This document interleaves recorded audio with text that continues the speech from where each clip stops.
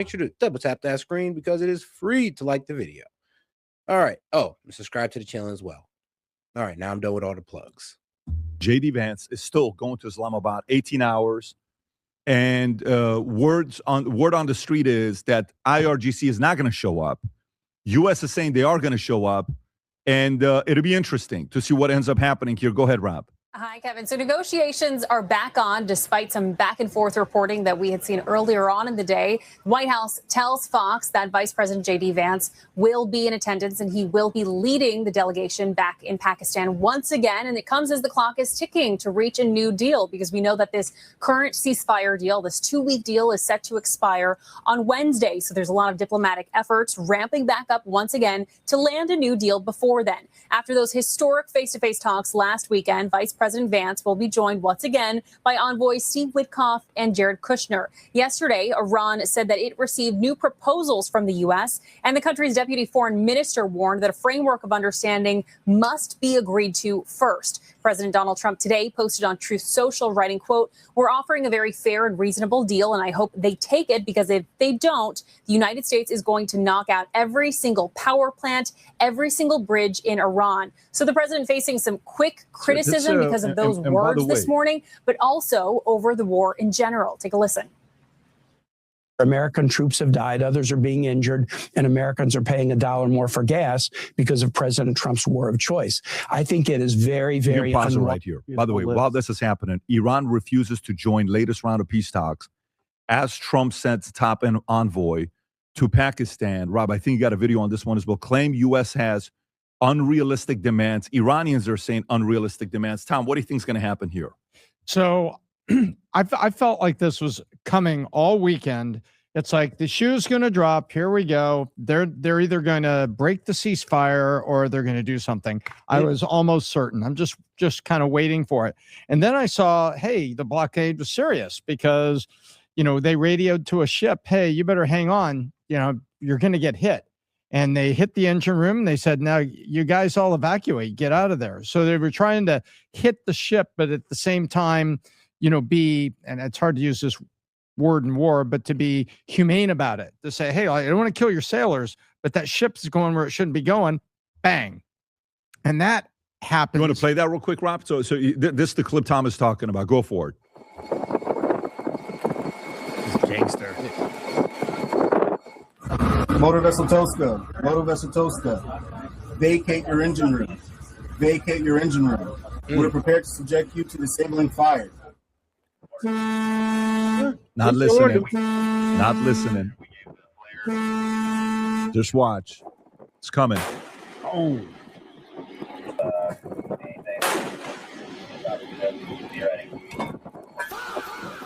So they hit the engine. Stopped it then. And then this is what you're talking about, Tom, that they took over the ship. Yep. And this is a 5-inch gun. These aren't torpedoes. They're not trying to sink it and create an environmental disaster. They're trying to put 2 right through the hole into the engine room and disable it. That sort of like, I warned you. And now they got to get tugboats and tow it off someplace. And that's when you're in the middle of a blockade. I was reading about this weekend. This is the military technique when you don't want to have like oil and a huge environmental crisis on the shores of maybe innocent countries. Not the one on the north, but certainly there's several on the south that are just sitting there. And so like I said, I was waiting for the Iran to break the ceasefire or to refuse or to be difficult, like right at the last minute. They're playing along, bang, and then this on the blockade. So to me, this kind of happened right on time. This is what I was expecting. At the last minute, things are going to crack. It just brings up something that we've talked about a lot, which is asymmetrical warfare, that Iran can kind of be reckless. It can push things. It just has to get through one time. It has to have one mine go off. It has to disrupt one thing. Trump has to be 100% right 100% of the time. And, it's really interesting because it becomes a global issue. So Trump's not just worried about the United States. Now he has the pressure of the entire world on his back, which is just such a hard place to be in. So, yeah, because of his military action and him pretty much hitting Iran first, they closed the strait, and now the entire global economy is suffering. And our guys over there who actually need the strait more than we do are suffering the most. So, of course, the entire world's on Trump's ass because they're going like, bro, you started a war. You made a mess, and now you try to drag us into it. We told you to kick rocks, and now you're over here complaining about how nobody want to help you open the strait. Everybody's a coward. I mean, that's really not fair because that's not what NATO was for. Like I said, NATO is supposed to be a reaction from an attack, not you guys just being, not them being able to drag us or us being able to drag them into any conflict that we pop off. I'm pretty sure that's not what NATO was built on. I'm hoping this comes to some kind of conclusion fast. I'm hoping this doesn't continue to drag on and drag on and drag on. Adam. So there's talks going on in Islamabad, Pakistan. Islamabad, Pakistan. Do you think that the Islamic Republic of Pakistan, with their capital of Islamabad, is being unbiased? Maybe. I don't know. It's actually the United States who chose Islamabad to hold peace talks. Why? Because where else are you going to go? Islamabad basically is brokering a ceasefire. You know, remember Trump brokered a ceasefire between Pakistan and India. There's a relationship there. We see what's going on there. But the whole context of this Trump's war of choice, Trump chose this. No, the United States, all our presidents, all our leaders, they've been speaking out against this. I'm sorry, but no, he chose this. I mean, this option was given to multiple presidents and they said no. Trump said yes, aka he chose it. Iran was no imminent threat. They had no nukes, no nuclear weapons program. So we're literally over there just because they have enrichment. And now you just want to take away their right to enrich uranium, which, I mean, okay, great. But we was able to do that with the JCPOA, or at least have restrictions on it. Now we're fighting them over something that we had them, signed under diplomatically. For almost 50 years. Mm-hmm. Trump had the balls to do something about it. Order stupidity. The weakness, the fecklessness of the left and the woke Reich is actually alarming. Rob, do you have that clip of the guy with... I'll give him that. I mean, like, guys, like the Democrat politicians, they sit here in our face and they say, and look, I'm not a Democrat at all, but they sit there in the Dems' face and they say, oh, well, we're against this war. Donald Trump, this is an illegal war. But, like, let's be real. Behind closed doors are high-fiving that it happened. So this is why the Dems really ain't showing too much force into stopping it. Because, I mean, look, these guys support Israel as well, almost as much as the conservatives. So trust me, ain't really no getting away from that Israeli influence. Kamala Harris, projected potential president, 2028, challenger to run. I don't know if you can fast forward this clip. Here's a lifelong Democrat basically saying, I can no longer vote Democrat because of what? The hypocrisy. Here's her basically saying the number one enemy, the number one threat geopolitically is Iran. This is Kamala Harris 2 years ago.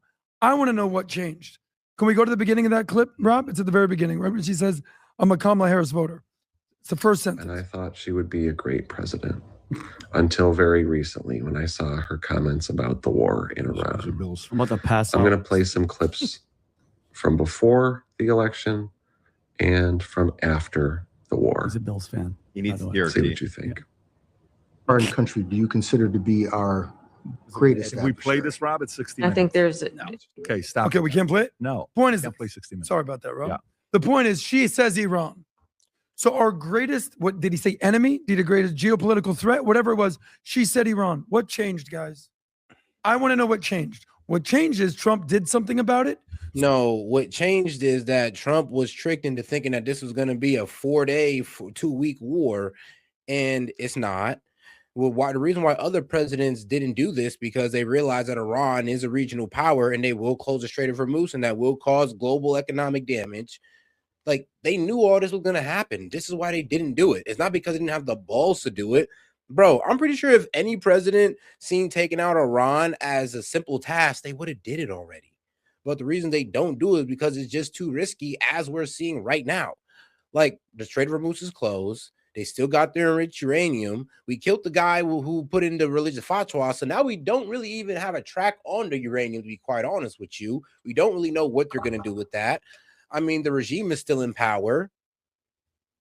I mean, I'm not really seeing a win here. Oh, we destroyed their Navy and their Air Force from the 70s.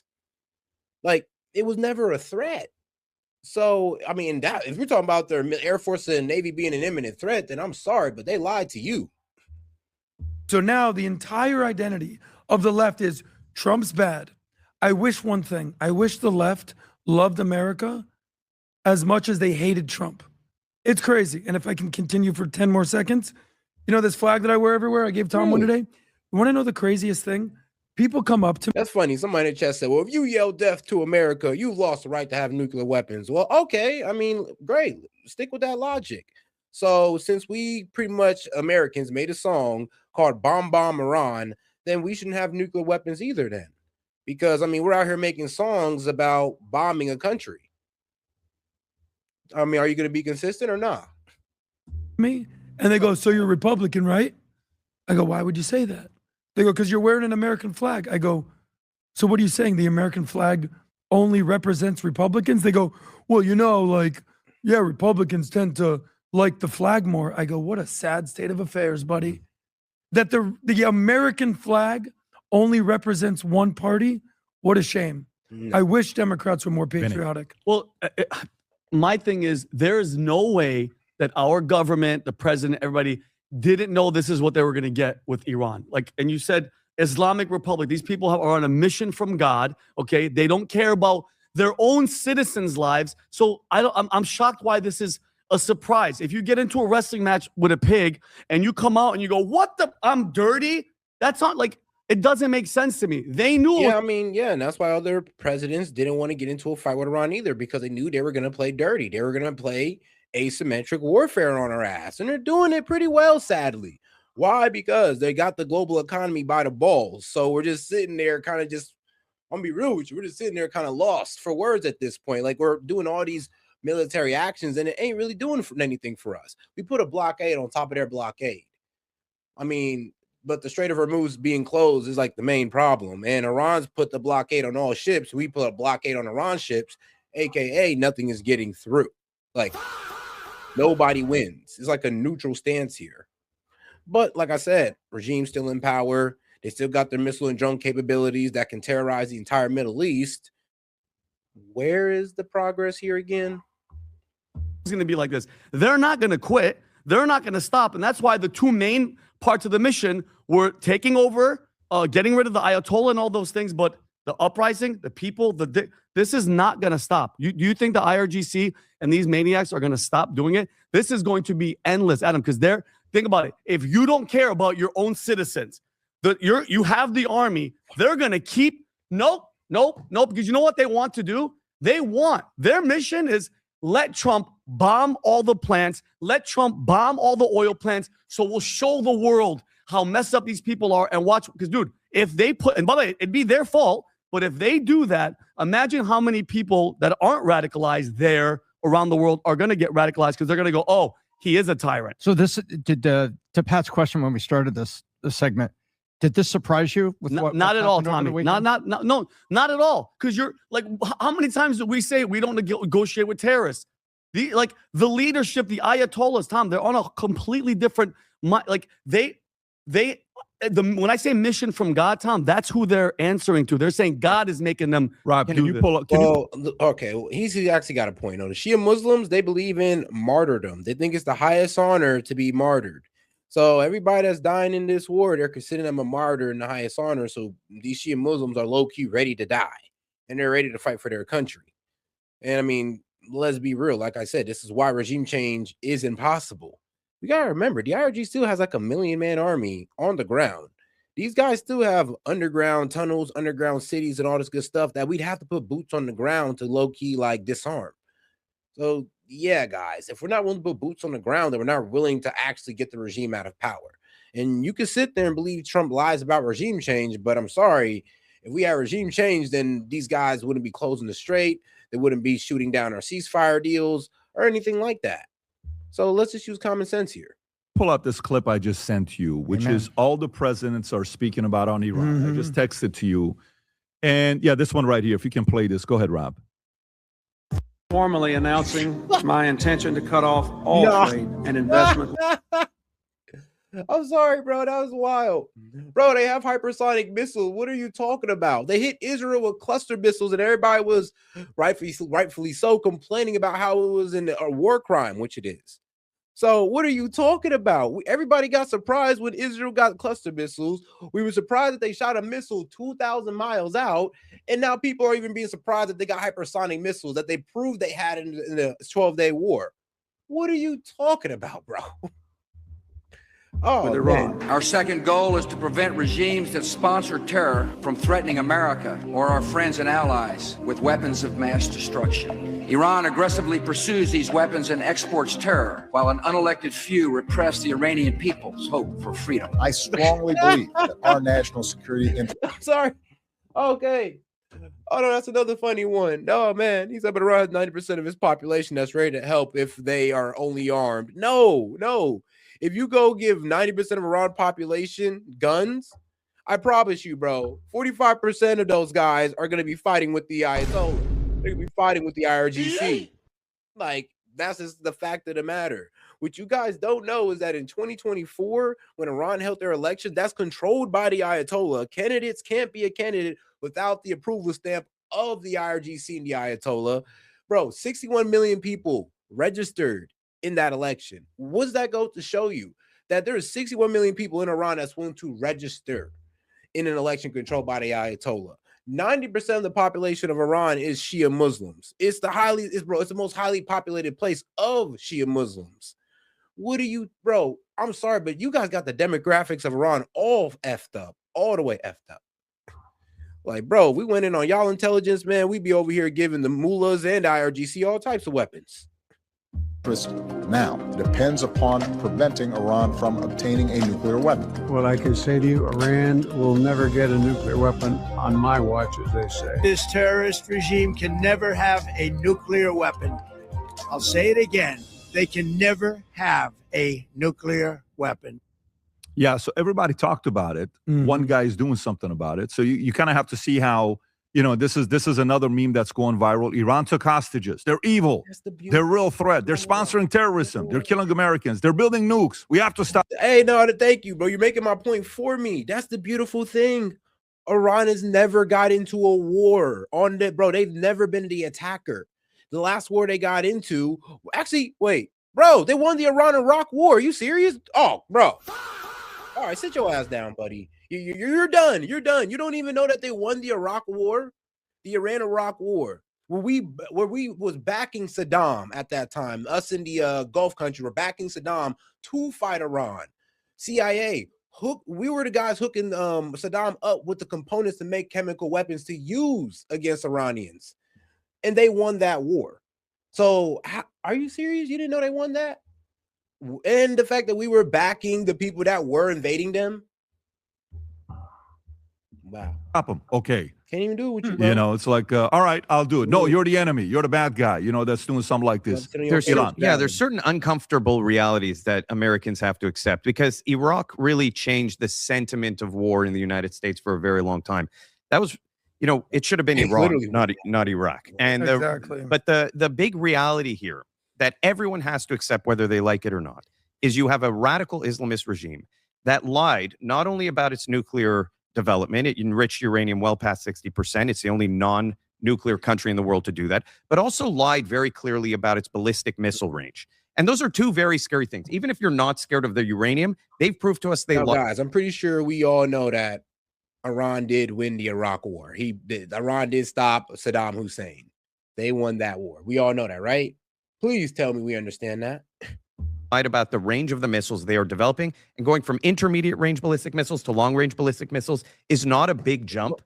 And we do not have any type of blanket missile defense system in the United States. It makes us very vulnerable. So do you want to, we keep pushing it back. And people say we've been saying this for decades. Yes, but there is a breaking point. Like I said earlier, Iran only has to be right once. If that day comes where they do have long range ballistic missiles, even just dirty bomb tipped, right? They don't have to actually be nuclear warheads. That is devastating for the United States.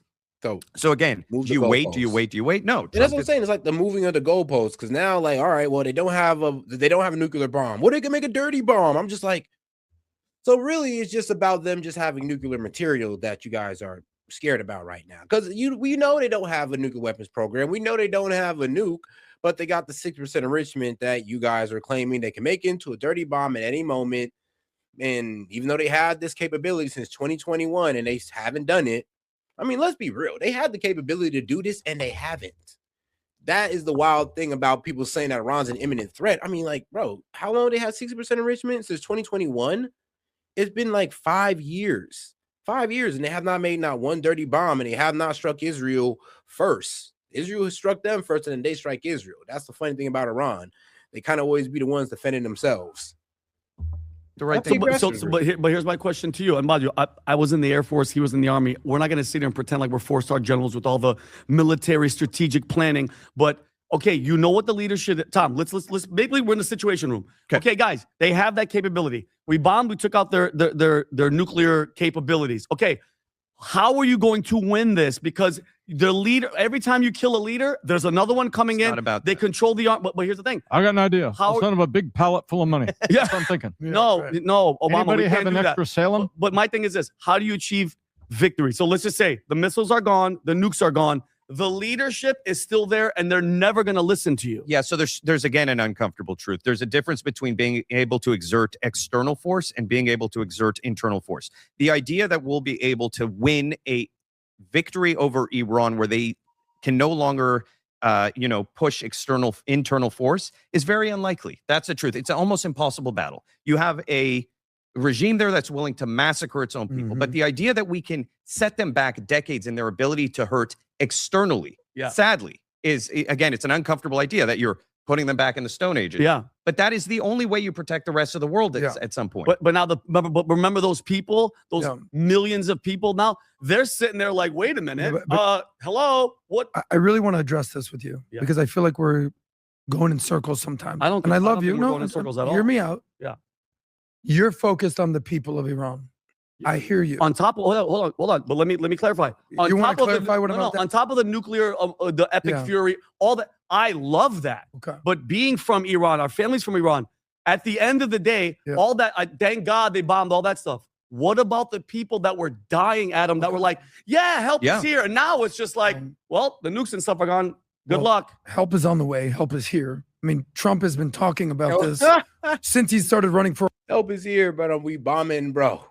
There's been about 100,000 civilian infrastructures and houses targeted in Iran, blown up.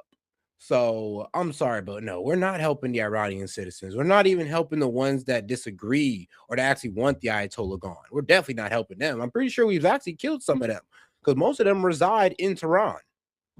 Election. We just showed the clip of every single president talking about this. Trump did something. Yes. Marco Rubio, Trump, they've laid out their agenda. We're going to take out all their military assets. Their navy's in the bottom of the sea. They can't produce new military weapons.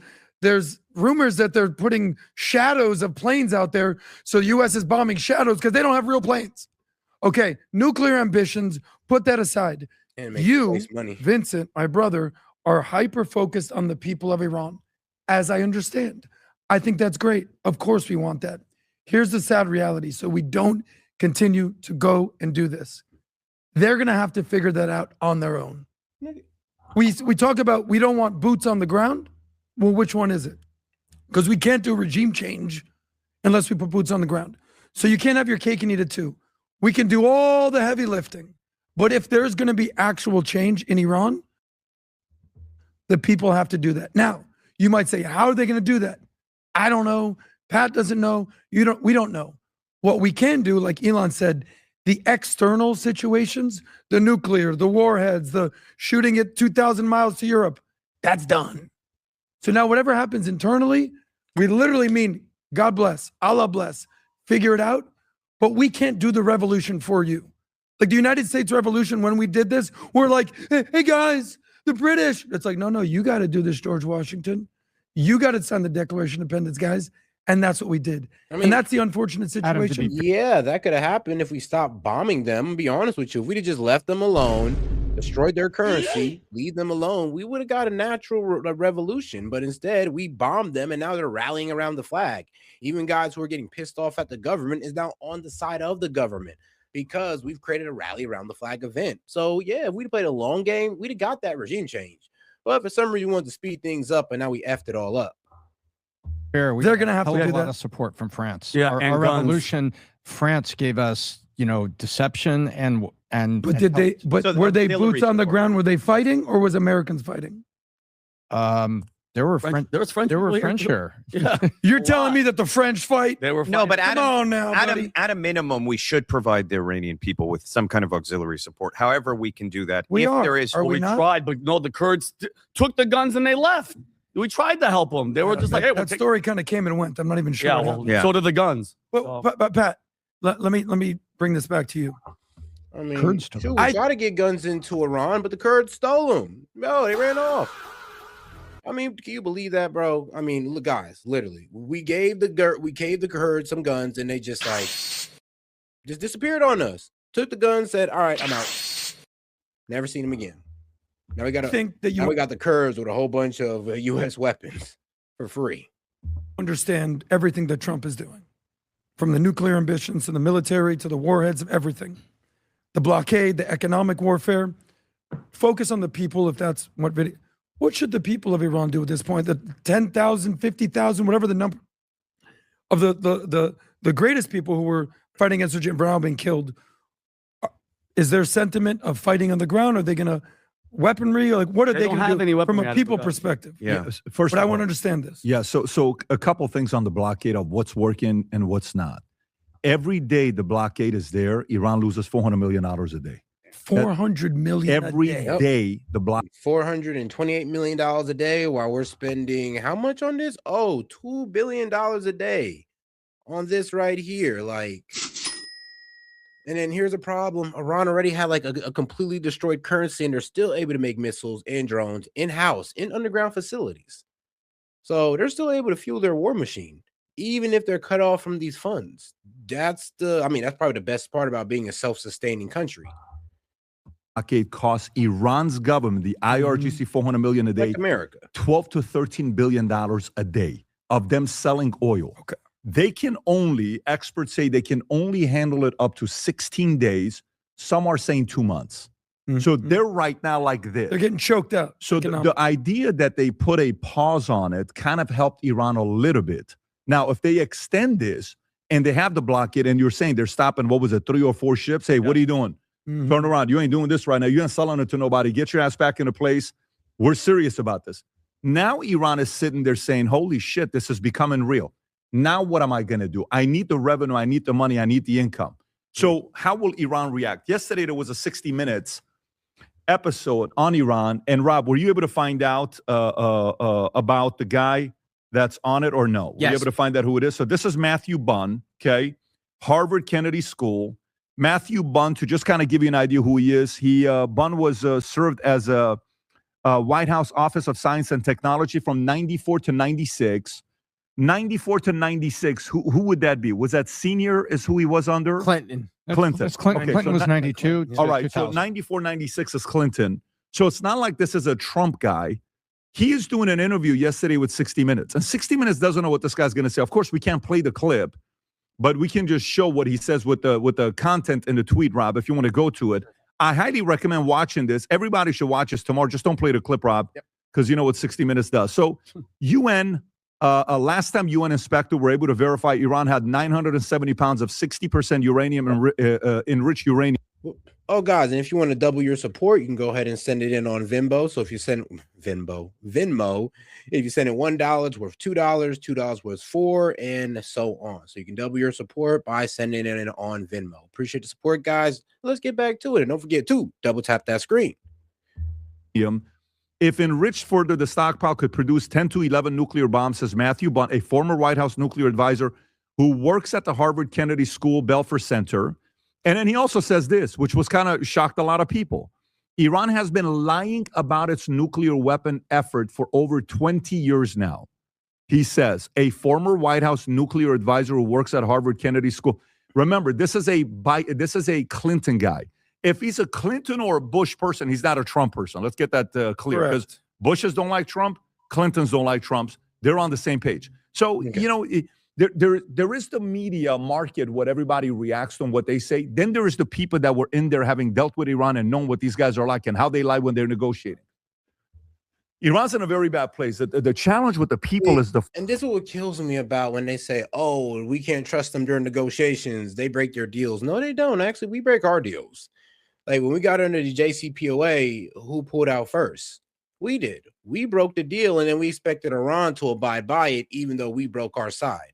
So if anybody can't be trusted to keep up their side of the deal, sadly, it's us. It's us. Like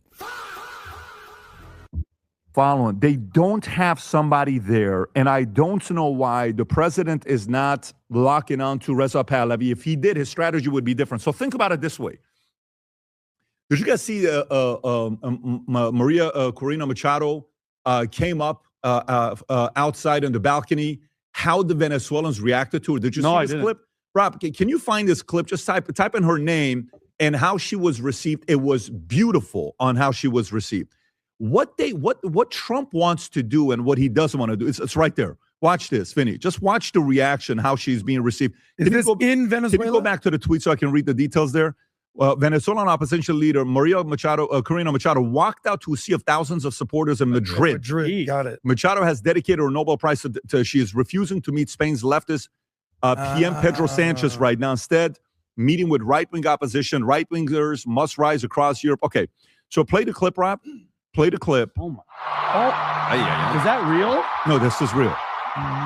Oh, yeah, and shout out to my man Freedom. Sent a gold coin for 10 jewels. Appreciate his support, my man. Holy moly. This is Spain. Yeah, that's surprising. Okay? Spain loving That's her. right. This is Spain. Now, you got to realize the Spain's leader has been also getting a lot of attention because Trump and comments he made, he went against him, so he's kind of playing. But this is kind of where I'm going with you, Adam, to answer your question about the people. So the difference between Reza Pahlavi and her is what? She got a Nobel Prize. She went to the White House. She gave it to Trump. Everybody thought Trump was going to get behind her, and Trump's like, no, your people got to vote for you. So if you look at the pattern there, what do Iranians have to do with this guy? If Iranians really want to play, use a similar type of a playbook, because this guy is getting audiences that are showing up as well. But Trump is not going to get behind to say, we're going to endorse you, the same way he did when Maria Corina Machado. So stop trying to put that man's life in danger, bro. If y'all put that Pavli guy in there, they're gonna execute him like week one. Honestly, he has to be able to convince the U.S. government that the military has flipped on them and is supporting him, and he simply doesn't have that. You could have the people. You could have audiences showing up in Germany. You could have audiences showing up all over the place. And by the way, they are for this guy. But you got to get the military to flip. If the military people are not flipping, you ain't going to have a lot of, you need some of the military, even if it's 5%, 10%, 20%, to stand up and say, hey, this is what we're going to be doing. It hasn't happened yet. Yeah, from the IRGC, that's rich, Patrick. I mean, look, bro, I wish, but when, it's called the Islamic Revolutionary Guard Corps, the whole Islamic part makes it really unlikely that they're going to revolt against their Islamic leader. I'm just saying. Just putting it out there. And so influence-wise, they got to find somebody internally. The Iran's market's not going to let that happen because the internet, where people cannot communicate the message out, it's still kind of tough to be able to do it. So Iran's issue is different. So the president is probably thinking the idea of a regime change and a regime collapse, the regime, he can technically say it's changed. Why? Because it's new people, hasn't collapsed. Nope. Yeah. If IRGC is there 3 months from now, there is no collapse. Yeah. You can say, Khamenei is not there, his son took over. You can say you killed 50 different people. So as long as IRGC is there, the Iranian people are going to be screwed because of the way they're going to be treated. Quick follow-up on that to you. So you're talking about the power. Who has the power? By the way, has anyone even seen the new Ayatollah? Allegedly, he's in a coma. I know you think he's gay. Whatever the hell is. I didn't say I don't know what's going on. But follow the money here. I mean, bro, it was a CIA report pretty much saying that, he's suspect to be gay. Not he is gay, but he's suspected to be gay because he has a close relationship with his tutor. And I'm just like, okay. I mean, you can't have a close relationship with somebody who was teaching you mathematics. That's a bit weird, but I mean, all right. I mean, a bit of a reach, but okay. If you're saying that they're losing $400 million a day, okay, how many billions is that going to be this month? 12 to 13 billion a month. They can't afford to lose that kind of money. That they're choking them out. Yeah, they are. And if they can't pay their proxies, which is the I mean, but here's the problem. Like I said, Islamic Revolutionary Guard, these guys don't care about money. Hezbollah, they don't care about money. Actually, Hezbollah was fighting before Iran was funded them. I mean, that's the thing. These guys have a whole belief that, oh, well, Hezbollah's there to defend southern Lebanon because Israel keeps wanting to take it. That's why Hezbollah exists. Hamas, well, because of the treatment of the Palestinians. That's why they exist. To sit there and think they're going to stop because Iran stopped funding them? No, that's not how it works. Wish it did, though. If they can't pay their if they, IRGC, the people have no money. What's going to happen to the society? If you choke them out, how do you get rid of the IRGC? That's the big problem. If they're saying, well, they've agreed to a 15-year suspension on, uranium enrichment and all this other stuff. What the hell is 15 years? The problem, like for example, I don't care if certain countries have